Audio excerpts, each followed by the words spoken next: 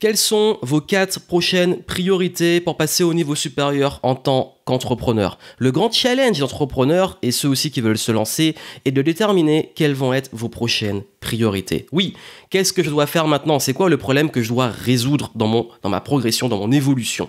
On peut vite tomber dans la dispersion, dans plein d'obligations, dans remplir ses journées de plein de choses sans être sûr de faire les bonnes choses. Et ça, c'est la question qu'on me pose le plus souvent. Comment déterminer les priorités? Selon où j'en suis, c'est quoi que je dois faire? Par où? Par quoi commencer? Quelle est la prochaine étape? Je vais vous le dire dans ce podcast. Bienvenue. Et ici, Joanne Yangting. Vous commencez à me connaître. Et si vous ne me connaissez pas, j'aide et j'accompagne les entrepreneurs indépendants et dirigeants à pouvoir s'épanouir dans leur activité, pouvoir mieux gérer leur temps, avoir plus d'impact, optimiser leur activité, la structurer, l'automatiser, la scaler et puis surtout kiffer le game, c'est-à-dire être en plein épanouissement dans ce qu'ils font. Et aujourd'hui, je sais que beaucoup d'entre vous m'ont posé des questions par rapport au dernier podcast que j'ai fait sur les 9 phases émotionnelles de l'entrepreneur. Allez l'écouter, c'est le podcast précédent, on pourrait l'écouter après celui-ci, à savoir justement, j'ai reçu une question sur Instagram. On m'a demandé, selon toi, ce sont quoi vraiment ce qui fait la différence? C'est quoi qui fait la différence là aujourd'hui quand on est entrepreneur, on se lance? Qu'est-ce qu'on doit faire concrètement pour passer au niveau suivant? Et qu'est-ce qui fait qu'on peut justement débloquer des paliers par rapport aux paliers dont j'ai parlé? Justement, le but pour ça, c'est de bien utiliser votre temps et surtout de pouvoir générer du chiffre d'affaires parce qu'une entreprise a besoin de chiffre d'affaires, de la rentabilité, de la visibilité et surtout avoir plus d'impact sans autant sacrifier votre temps libre. Et pour ça, voici ce que vous devez faire. Juste avant de donner les 4 priorités, n'oubliez pas que si vous souhaitez être accompagné par mes soins et aussi être mentoré, vous pouvez vous inscrire à rejoindre l'Académie Game Entrepreneur. Vous avez les infos en descriptif. Si vous voulez être accompagné pour lancer votre activité, passer de salarié à entrepreneur de la bonne façon, sereinement, avoir quelque chose qui est adapté à vous, qui est sur mesure, qui respecte qui vous êtes, vos valeurs, qui ne sont pas dans un moule, vous pouvez rejoindre le niveau 1 et vous êtes guidé pour trouver valider votre idée, la rentabilité, comprendre comment fonctionne le business. Donc on vous forme, on vous accompagne, c'est un mélange de formation, d'accompagnement et aussi très important de mentorat avec une communauté qui a des valeurs. Si vous aimez les valeurs que je défends, ça va vous plaire, surtout autour de la liberté, du respect, de l'évolution, le fait d'être aussi authentique parce que je veux que vous soyez vous-même à votre meilleur niveau. C'est le niveau 1 pour se lancer, le niveau 2 si vous voulez automatiser, scaler et faire passer une activité que vous avez déjà au niveau supérieur. Si vous en avez marre de soit trop travailler, vendre votre temps, vous avez du mal à être plus visible, à avoir plus d'impact, à vous différencier dans le niveau 2, on vous aide à vraiment faire en sorte que votre activité tourne à son meilleur niveau et puisse se développer sans que ça vous coûte beaucoup plus de ressources, surtout en temps, parce que votre temps est la ressource la plus précieuse. Donc, en descriptif, si vous voulez rejoindre le game, n'hésitez pas. Et si vous voulez qu'on en discute de vive voix pour savoir si votre projet est adapté et quel niveau rejoindre, c'est possible aussi. Vous avez les infos dans les notes du podcast. Et puisqu'on parle de valeur précieuse qui est le temps, votre temps, pour bien le consacrer, la première chose que vous devez faire, c'est votre valeur et celle de votre business. D'ailleurs, il faut renforcer cette valeur. C'est votre priorité. Votre priorité est d'assurer le cœur de votre business qui se base sur 2 choses. Vous, en tant qu'humain, donc votre capacité à gérer le business. On dit souvent que les résultats sont à la hauteur de votre niveau de compétence, de savoir-être et de savoir-faire, votre attitude, vos compétences, votre vision, etc. Donc vous, et aussi votre offre, c'est-à-dire ce que j'appelle l'offre, c'est la valeur ajoutée, la proposition de valeur de votre activité. Ça veut dire, qu'est-ce que vous vendez en fait ? Un business, il existe parce qu'il vend quelque chose, il vend des produits, des services, votre offre, votre proposition de valeur, c'est ça. Donc votre première priorité, c'est déjà de bien vous connaître, identifier vos forces, vos faiblesses aussi pour bien vous entourer, vos talents, vos compétences et également votre zone d'excellence pour exploiter au mieux ces talents et bien structurer un business qui vous ressemble et être sûr que quand vous vous lancez sur quelque chose qui vous passionne aussi et c'est un travail constant.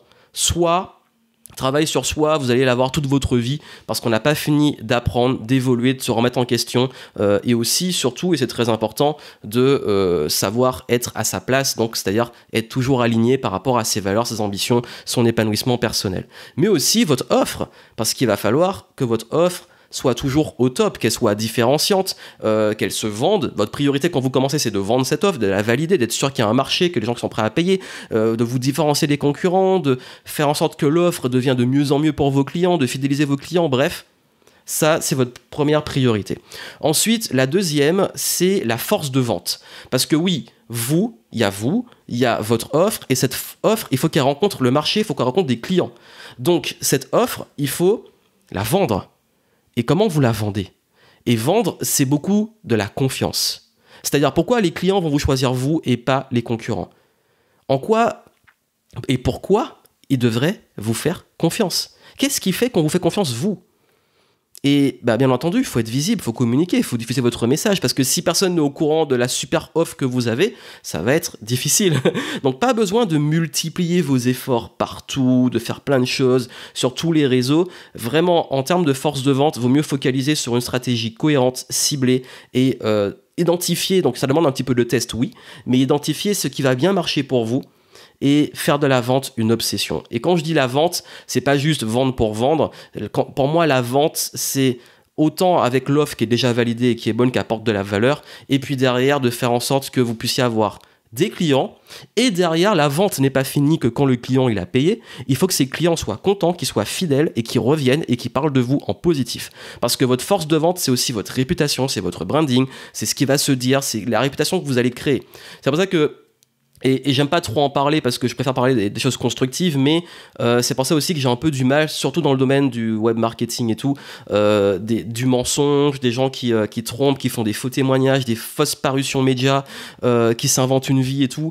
Pourquoi ? Parce que le problème, c'est que tôt ou tard ça se sait et qu'ils perdent confiance et que le marché, aujourd'hui, le marché perd confiance. Et dans mon cas, je sais que ça nous demande, moi et tous, beaucoup plus d'efforts aujourd'hui en termes de force de vente parce que il faut plus que jamais montrer notre bonne foi, certes, mais aussi qu'il faut montrer qu'on peut nous faire confiance et c'est les gros efforts que je mets depuis des années de créer cette confiance, cette réputation qui fait que j'ai des clients qui me suivent depuis plusieurs années et même pour les plus anciens une décennie. Donc ce que je veux vous dire ici, c'est à quel point la vente, c'est pas juste refourguer un produit, vendre comme un bourrin. La vente, c'est aussi savoir créer une bonne réputation parce que plus votre réputation, votre branding sera fort, plus vous allez voir que vous n'aurez pas à forcer pour vendre et les gens vont naturellement venir vers vous parce que le gros travail sera fait en amont. Et le gros de la vente est fait sur la réputation. Donc c'est ça que je vous dis, force de vente, ça se joue vraiment sur votre capacité, s'il fallait résumer la vente, rendre vos clients heureux. Mais il faut qu'ils soient aussi au courant et que vous soyez visible pour qu'ils sachent que vous pouvez les rendre heureux et que derrière ils soient heureux et donc ça amène toujours à retravailler sur ce qu'on a vu avant aussi, c'est-à-dire votre offre et vous-même pour être plus en confiance parce que si vous avez confiance en vous, en votre produit ou service, vos clients vous feront confiance. Troisième priorité, vos systèmes et process parce qu'en fait quand l'offre est tournée tout, ok c'est super, maintenant il faut dupliquer les ventes, il faut toucher plus de monde, il faut gagner en impact, il faut aussi s'organiser, il faut créer une équipe, il faut avoir des systèmes, il faut avoir système d'acquisition de clients, conversion de clients, que ces personnes, acquisition, on appelle ça des prospects, parce que vous allez avoir des personnes qui sont intéressées éventuellement, et conversion de ces prospects en clients, des gens qui achètent, et des clients ensuite que vous allez fidéliser. Ça, c'est un système. Donc une acquisition, attirer des personnes, mais aussi faire en sorte que ces personnes soient converties en clients. Alors je sais que le mot conversion, les gens l'aiment pas, mais après c'est du jargon marketing, hein, ça fait un petit peu la secte qui veut convertir ses disciples, mais c'est juste du jargon marketing, je vous rassure. Mais l'idée, oui, en fait, après j'ai envie de dire, si vous arrivez à évangéliser une audience et une communauté, c'est mieux, parce que le but c'est d'avoir aussi des gens qui vous défendent, des vrais fans et des personnes qui aiment ce que vous faites. Donc c'est pas dans le style gourou du terme, mais plus dans le style, ouais, là, vous avez une vraie communauté qui vous suit, qui vous défend. Et surtout, ce système, en fait, permet de créer, on pourrait dire, presque une machine et une équipe qui fait tourner les business et qui le structure. Parce que le gros problème, c'est que très souvent, on finit par tomber dans du bricolage, courir après les clients, se fatiguer sur la vente parce qu'il faut toujours plus de clients parce qu'on n'arrive pas à être rentable. Là, il faut processer les choses, il faut structurer et faire en sorte qu'il y ait des process dans votre business pour chaque étape, pour éventuellement la création de contenu, les offres, la vente, etc. Donc, ça demande de plus. En fait, c'est vraiment comme les franchises.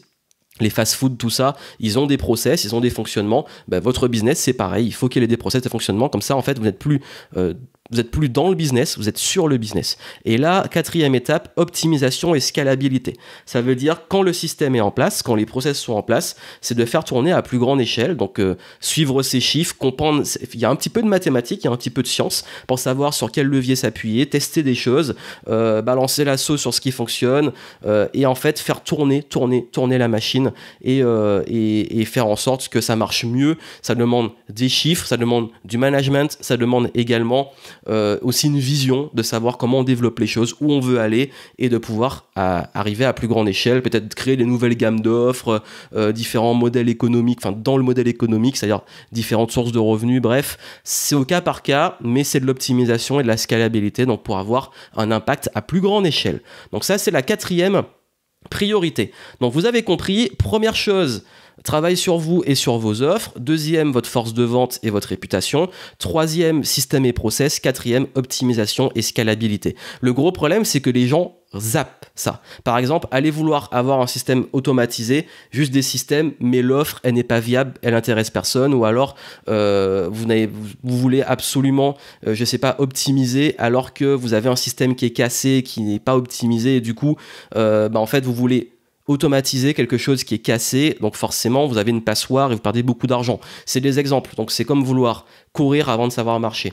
Toutes ces phases-là, elles sont pas finies. Ça veut dire qu'on travaille toujours sur soi, sur ses offres, sur ses ventes, sur ses systèmes et sur l'optimisation. Donc c'est quelque chose qui revient toujours, mais c'est plus comme une sorte de pyramide. Vous imaginez une pyramide et le socle, c'est vous et votre proposition de valeur. Ensuite, vos systèmes et process en deuxième, on va dire, palier. Troisième palier, le fait d'avoir vraiment quelque chose qui tourne bien. Et quatrième, de scaler, automatiser. Donc vous avez vu, ça c'est vraiment ce qui fait la différence pour moi dans le business. Et cette capacité à toujours, quand je prends du recul, quand je fais des audits avec des clients, quand je travaille sur mon propre business, je reviens toujours sur ces points-là, à savoir aujourd'hui, qu'est-ce que je dois faire passer au niveau supérieur, qu'est-ce que je dois apprendre, comment je dois travailler sur moi, comment on peut toujours améliorer les offres, comment faire en sorte que la force de vente continue, qu'on booste la réputation, la visibilité, la com, comment optimiser les systèmes et process, comment créer les nouveaux s'il le faut, et puis surtout comment on continue d'impacter à grande échelle. Et là, vous avez un business qui est viable, qui tourne, et vous avez surtout la capacité à plus penser ni comme un salarié, ni comme un indépendant, mais comme vraiment un entrepreneur. Et ça fait une grosse différence. Si vous voulez être accompagné sur la mise en place de tout ça, dans l'Académie Game Entrepreneur, on le fait. Dans le niveau 1, je vous aide à pouvoir justement avoir un business qui est viable, qui tourne. Et dans le niveau 2, avoir un business qui est automatisé, qui scale et avoir plus d'impact à grande échelle. Ça vous intéresse, dans le descriptif, vous pouvez rejoindre. Et puis n'oubliez pas de toujours rester aligné et de continuer à apprendre. Merci à vous, je pensais que ça peut aider des personnes. Partagez le podcast, laissez-moi des petites étoiles sur Apple Podcast, ça fait plaisir. Et puis surtout, on reste connecté, on continue d'avancer ensemble, on continue de level up, passer au niveau supérieur. Je vous souhaite plein de succès et je vous dis à très bientôt.